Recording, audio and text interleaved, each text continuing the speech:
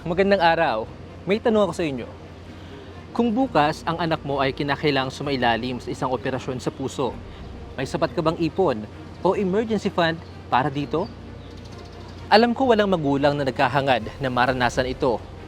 Pero may mga pagkakataon kasi na hindi pa isinisilang ang isang sanggol pero nagkakaroon na ng problema sa pagkabuo ng kanyang puso. Ito ay tinatawag na congenital heart disease o CHD. Isang kondisyon na kadalasang nakikita na agad mula sa kapanganakan ng isang sanggol. Pero hindi lahat ng may congenital heart disease ay magkakapareho ang sintomas. May mga sintomas na banayad lamang, tulad ng mabilis mapagod, mahilo at pagkabog ng dibdib. Habang may malulubhang sintomas naman, tulad ng hirap na hirap sa paghinga kahit nakahiga lang, mabagal na paglaki at pamamaga ng binti, tiyan at paligid ng mga mata.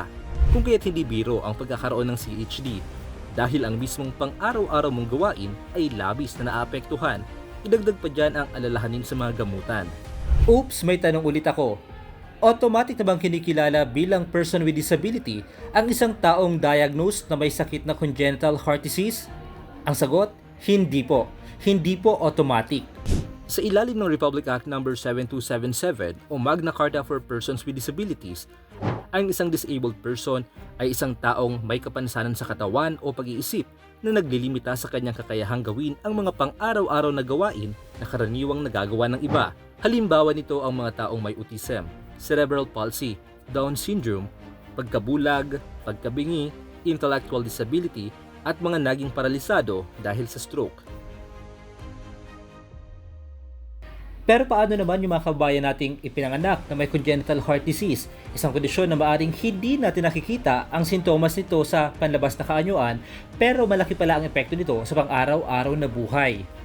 Kung kaya naman ngayong 20th Congress, isinulong ng Representative Javier Miguel Binetes ang House Bill No. 1794, layunin ng panukala na kilalanin ang mga Pilipinong may congenital heart disease bilang persons with disabilities, anuman ang kanilang edad. Sa pamamagitan nito, maaari nilang ma-access ang mga benepisyo at pribilehiyong nakalaan para sa mga PWD, tulad ng 20% discount at VAT exemption sa mga kwalipikadong gamot, medical at diagnostic services, professional fees at iba pang serbisyong saklaw ng panukala. Pangalawa, educational assistance, kabilang dito ang scholarships, grants, financial assistance at subsidies para sa edukasyon, kasama ang ilang tulong para sa mga pangangailangan sa pag-aaral. Pangatlo, mga naaangkop na benepisyo at pribilehiyo mula sa GSIS, SSS at Pag-ibig, alinsunod sa mga kondisyon at alituntunin ng mga programang ito.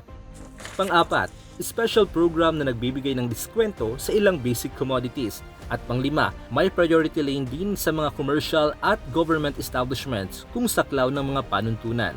Sa madaling salita, hindi lang PWD ID ang layunin ng House Bill No. 1794. Ang layunin nito ay magbigay ng mas malawak na access ng benepisyo at suportang maaring makatulong sa mga taong may sakit na congenital heart disease. Dahil para sa isang pamilyang may anak na may CHD, hindi lang isang operasyon ang kanilang maaring problemahin, kundi ang regular check-ups, iba't ibang uri ng physical test at procedures at mga gamot na maaring panghabang buhay kailanganin. Ang tanong dito, paano nga ba masisiguro na hindi mag-iisa ang mga Pilipinong may sakit na congenital heart disease sa pagharap sa hamon ng kanilang kondisyon? Ito ang naitugunan ng House Bill 1794. Ako po si Felix Opiñado. Sa bawat panukalang ipinapasa, dapat may pakialam ka. Magandang araw.